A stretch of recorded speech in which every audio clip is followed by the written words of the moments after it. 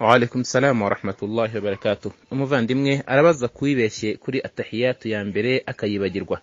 Alhamdulillah wassalatu wassalamu ala rasulillah wa ba'd. Ubusanzwe isengesho rigizwe na raka zirenze ebyiri rigira tahiyatu ebyiri ariyo bita tashahudu ya mbere na tashahudu ya kabiri. Ibyo byicaro biba hagati ya raka ebyiri za mbere na raka zo gusoza.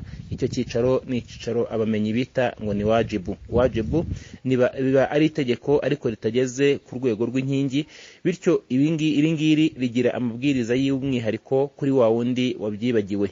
N'ibindi byose biri muri urwego rwa wajibu mu isengesho, iyo umuntu yakibagiwe akakirenga ntago asubira inyuma. Iyo umuntu yakibagiwe akakirenga ntago asubira inyuma, by'umwihariko iyo icyo yagiyemo ari inkingi, bityo ntagareka inkingi ngagaruke muri cya kindi cyangombwa ariko kitageze ku rwego rw'inkingi.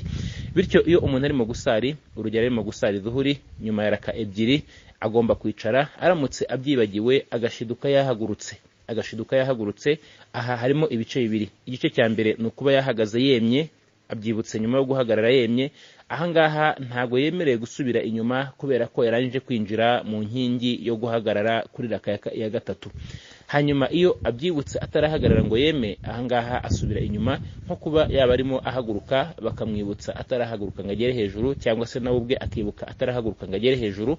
Ahangaha arongera akicara agakora tahiyatu, yarangiza akaza gukora sujudatu sahaw, ibyubamo byo kwibagirwa igihe agiye gutora assalamu.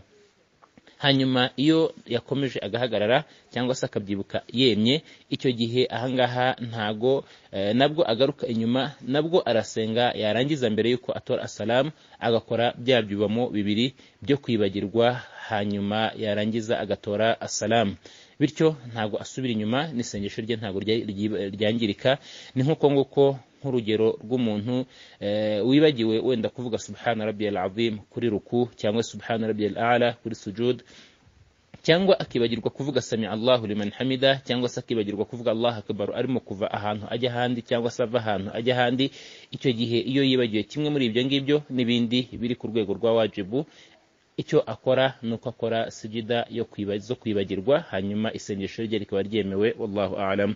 Icyitonderwa gusa, aramutse abisize abishaka, urugero arimo yihuta akabona kwicara biri buze kugira iminota runaka bimukereza, akabisiga bishaka, uyu nguyu isengesho rye